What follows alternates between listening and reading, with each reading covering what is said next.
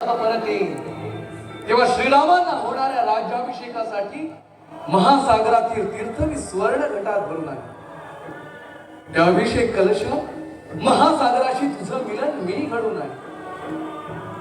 श्रीरामचंद्र जेव्हा सिंहासनावर आरूढ होतील तेव्हा या त्रैलोक्याला मी गरजून सांगेन की हे रामराज्य पृथ्वीच्या अंतापर्यंत एक आदर्श रामराज्य होईल। त्या राज्यावर अखंड छत्र धरण्याचं सामर्थ्य मला दे।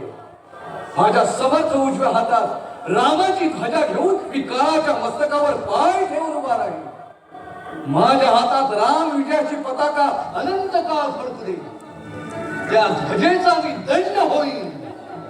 इतकंच नव्हे अखंड ब्रह्मांडाला ग्रास करणाऱ्या साक्षात काळाला देखील राम राज्यापर्यंत आपले संवारात हात पोहोचवण्याआधी माझ्या छाताडावरून जावं लागेल। लक्ष्मण